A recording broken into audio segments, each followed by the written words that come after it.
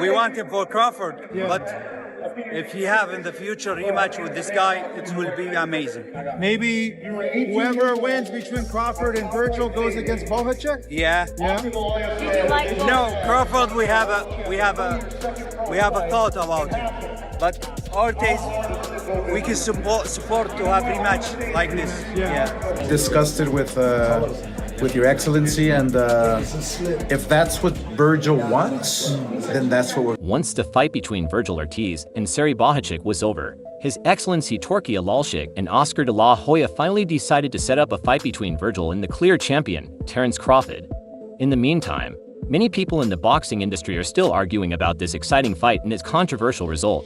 This includes Tim Chu, who could be Vergil Ortiz's challenger and looked enthralled by the fighter's outstanding showing on Saturday night. Man, I think maybe 7-5 Ortiz. With the two knockdowns, it could be either even or Bohacek in front. So, I don't know, it's boxing, you never know.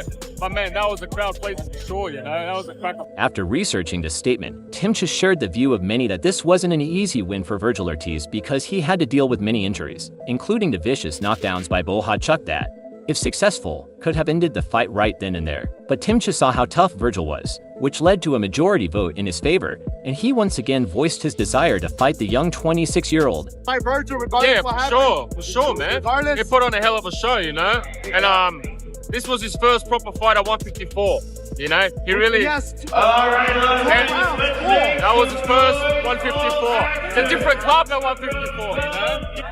The knockdowns is what made the points come up at real close. But I think Ortiz had it. You think 8-4 though? Like 8-4? Because I know there were certain rounds that were really close, but... Yeah, it could have gone either way, but I feel like Ortiz dictated the pace, you know? That was a tough battle for both. Many people say that this was an exciting fight that got a lot of attention, but there is still a lot of controversy surrounding it. The knockdowns themselves have caused fans and boxing experts to disagree, and both athletes spoke out about their experiences inside the ring. Bohacek said that he should have won because he got to knockouts. He said that people who watch the fight and know about boxing know what happened. His promoters and trainers, including Teofimo Lopez, think that the decision was wrong because Sai clearly did better in the fight and the knockdowns should have been enough to make it a win for him. Tom said that Serhiy Bohacek didn't lose that fight. He's a winner. He walked in and knocked Vergil down twice. His face was all busted up, but Vergil lost the fight. One judge said it was a tie, so I'm not sure what he did to win.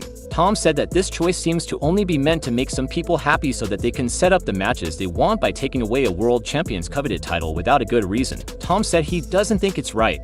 You come in as a winner, he fights his heart out. He's fighting for his country, Ukraine. He gets to knockdowns, and he still loses his crown. Manny Robles, his trainer and former featherweight champion, pointed out the same points as Tom, stating that in spite of having a clear dominance over Vergil due to the knockdowns, the judges gave a biased decree without any apprehension of any consequences, which according to Manny is something that needs to be changed to ensure equitable decisions in the future. So-called sanctioning bodies, I get sick and tired of it, time and time again, how unfair they could be to these fighters, like tonight, ensure how unfair they could be. They put their lives on the line, everything that they go through just to get to this point. And for these officials to I don't know what the fuck they're looking at, man. And not only that, nobody holds them accountable. Regardless of the despondency in Serhiy's camp after the decision, Tom and Manny have emphasized that they harbor no negative sentiment toward Vergil or his team, as they should not be held accountable for the infringement displayed by the judges, and they also look forward to a prospective rematch in the future. Tom Loeffler stated, "You got to get Vergil credit, he landed hard punches again, and we're not taking anything away from Vergil. It's not his fault with the scoring. We are going to give him and his team 100% credit." On the other hand, Vergil Ortiz looked elated by the outcome of the fight, stating how with this spectacular victory he has proven once again how great of a fighter he is. Vergil also seems to discard any claims that the initial instance that he fell down and touched the canvas was a knockdown, rather insinuating that it was nothing but a slip. He stated, "Hey look, I don't think those should have been knockdowns. The second one for sure shouldn't have been. I don't make any excuses. Anyway, I felt like I did enough. I proved everyone wrong that said I'm washed. I can't fight. At 154 I can't go the distance. All of that fueled me." Sharing the same sentiment, Robert Garcia, Vergil's trainer and coach, stated that though they were stressed throughout the vicious battle, nothing beats the exhilaration that they felt after finally acquiring the much coveted WBC title despite all the claims that they could not achieve it just like Vergil.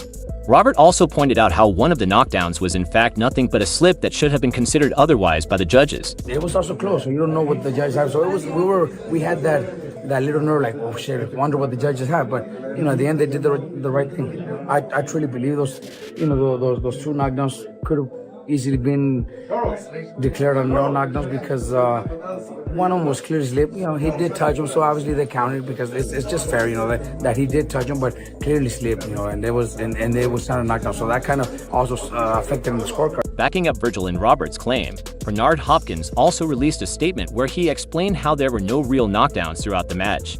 According to Bernard, it was just a human mistake by the referees to point it as a knockdown.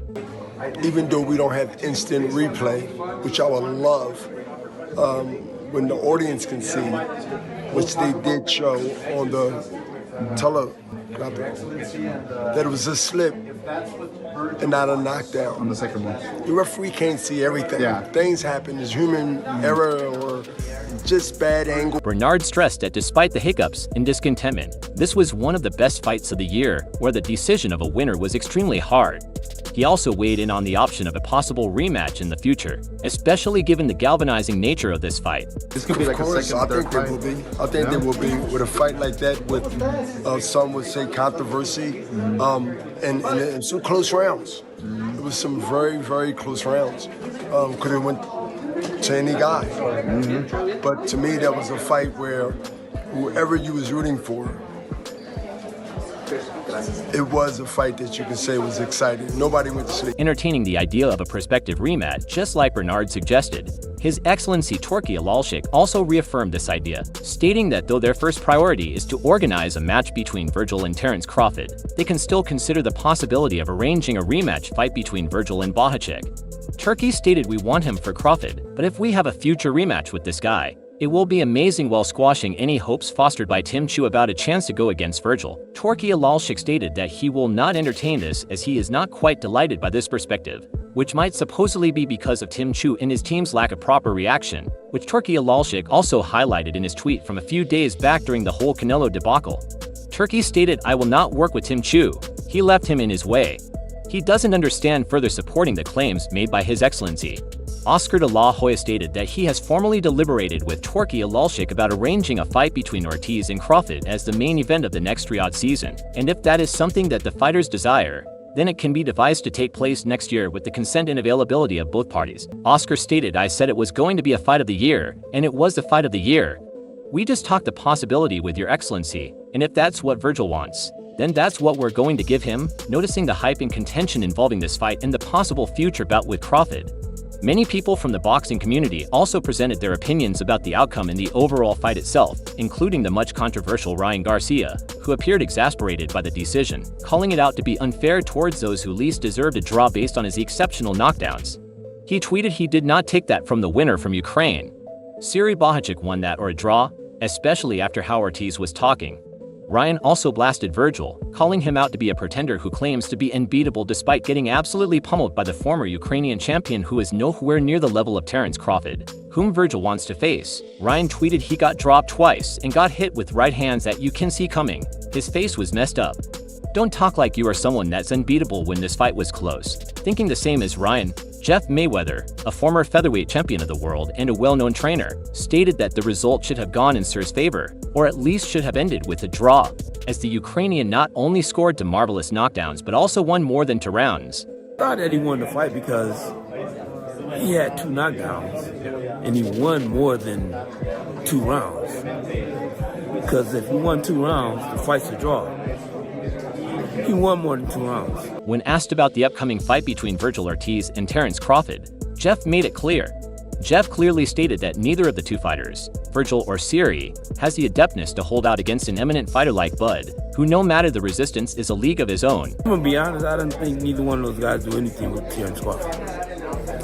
I'm just being honest. I think Terence Crawford's on a whole different plateau. Being upfront about his outlook, Jeff stressed that though Vergil might have persevered in this fight, he has no chance against Crawford, as the 36-year-old fighter is not only equipped with tremendous experience but also possesses a lot of traits that will make the fight go in his favor. Jeff stated, "I don't think he's ready for Terence Crawford from the amount of work that I have seen from Crawford and the performance that I have noticed from him.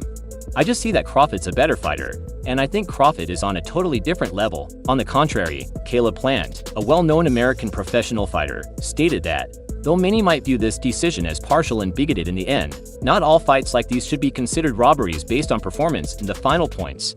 Vergil had an upper hand over SHI, according to Caleb, in spite of making statements that might instigate a feud between the fighters. Everyone should focus on the positive, which in this case was the spectacular show of skills and resilience from both fighters.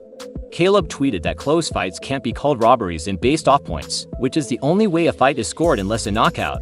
This was a close fight, a hell of a fight from both guys, and I know I speak for all of us when I say thank you for a fight of the year. Riley Romero, a renowned American fighter and former lightweight champion, stated that in his view, Vergil earned this was an all-out war with breathtaking skills displayed from both sides. That was a war. It was a war. It was a hard fight, man. I mean, Vergil was win.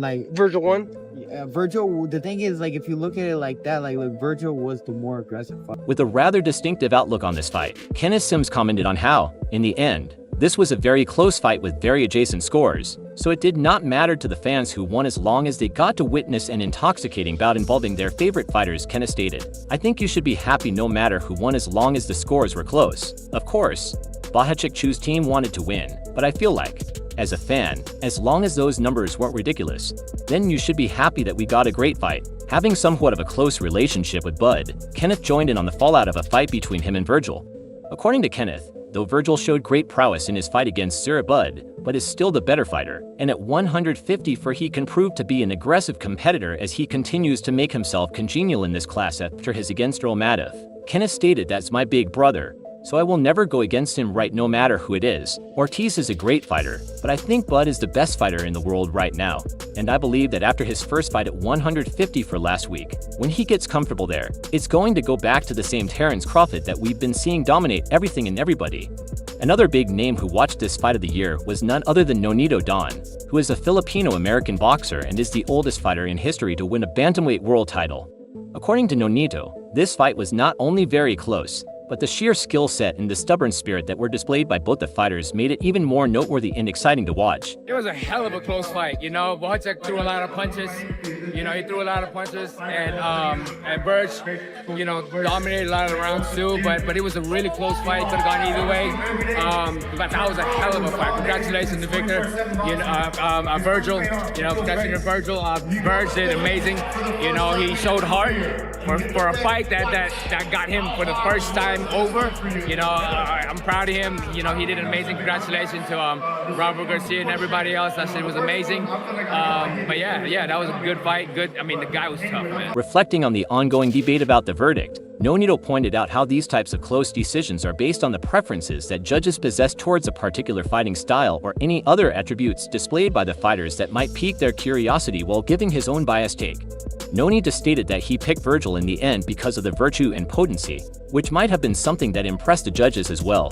Could have gone, it could have been a draw too, you know, and either way, like, for me, I was leaning to Ortiz a little bit because that's how I fight. You know, I fight where it's power and landing, all that stuff, so that's my kind of fight. So that when I'm looking at it, I'm going to give it to that type of fighter, which is Ortiz. Moving on to another rousing announcement concerning Shakur Stevenson. According to Michael Benson, a well-known boxing reporter and journalist, during the discussion between His Excellency Torky Alalshik and Oscar de la Hoya concerning the fight between Terence Crawford and Vergil Ortiz, the prospect of organizing a bout between Shakur Stevenson and William Zepeda was also allegedly finalized. Michael tweeted, His Excellency Torky Alalshik and Oscar de la Hoya have both said they want to make Terence Crawford versus Vergil Ortiz and Shakur Stevenson versus William Zepeda on the same card while appearing in a joint interview after the end of the Saturday event. Torky Alalshik and Oscar de la Hoya looked buoyant about this collaboration and seemed reverent towards one another while talking about the likelihood of organizing these big fights subsequently in the next Riyadh season card. That's the reason why we love Turkey coming into the sport of boxing that he loves and make the big fights happen for the fans. And now looking forward to Following this announcement, Shakur Stevenson expressed his opinion about fighting his long-awaited challenger, William Zepeda, on the undercard of the main event involving Bud and Vergil. According to Shakur, it is about time for the authorities and big shareholders to plan the fights that the fans and fighters have been yearning for years but have been deprived of due to politics. Shakur tweeted, "I love it when big fights happen. Let's get active," signifying the importance of him sharing the same stage as Terence Crawford, whom Shakur has admired for a very long time. He wrote, "What is going to be like the old days when it was 50? Vergil Ortiz reveals what impressed him in sparring with his opponent, interim champion at 153 Sirs Bohachuk. He is not surprised by fighting with S. The outcome could hinge on Ortiz Jr.'s ability to handle Bohachuk pressure and power. If Ortiz can effectively manage the distance and utilize his technical skills, he might secure a victory by decision or a late stoppage. Conversely, if Bohachuk can land his power shots and maintain his aggressive approach, he could win by knockout or a clear decision if he controls the fight." You know, since he was a kid, always in mind to become a champion one day. The dedication he has, you know, Oscar was saying it, but we have it in the gym. We know it. Vergil's the first one to get to the gym.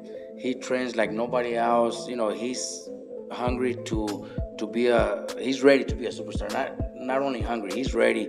He knows he's gonna be there, and we all know, you know, everybody at the gym, you know, knows. Teddy Atlas, who is a world-renowned boxing coach and analyst, thinks that this fight could go very well in Shakur's favor if William Zepeda maintains his usual aggressive style rather than staying calm and composed because, while indulging in Shakur's previous bouts, it becomes obvious that he is quite adept at dealing with aggressive fighters like William Zepeda. Teddy stated he is not going to win by the way he's just plain been doing it, not the cold, naked way that he's been doing it where it's just pressure. Bodywork explained, noting his comment. Teddy emphasized that though the heavy-hitting attitude appears more appealing to the general fan, it can be employed against every fighter, especially Shakur, who, though he might not be a very offensive fighter, has impeccable defensive strategies hidden in his sleeves. Teddy said, "It sounds excellent and looks great, I get it, but against a guy who is clever, advanced, and skilled as Shakur, this ain't going to get it done. He's got to be more sophisticated than that." Greg Hackett, voicing the same concerns as Teddy stated, recalled the performance and attributes presented by Willem in his last fights against Maxie Hughes and Giovanni, which might have worked in his favor in those particular battles, but to employ such aggressive techniques, a fighter like Shakur would prove futile, as not only is Shakur more experienced, but he also always outshines against adversaries like these. It was just a ticking time bomb when it came to Maxie Hughes. He was going quick like he did. He was taking too many shots. Looked like it was two different levels. But they were talking about Shakur, right? Yeah, Shakur Stevenson. I think that's like target practice, to be honest. He don't do enough moving his head. He don't do enough with his feet. He don't do enough with a jab. Not hesitating in the least, Greg even claimed that this fight would not go too far and that even if it did end up going out to either the 9th or 10th round, it would eventually be stopped by Shakur's vicious attacks. And I think the fight to get bad, and I think over the rounds, to be in a setting like 9th, 10th round here, I think he'll stop. I think Shakur stop him 9th, 10th round. That's if Shakur got a healthy game. However, Paulie Malagi gave a unique take about this fight being instrumental for both fighters in the long run, as after the countless charges that Shakur faced after his mediocre fight with Art Hart Union about him not being excited,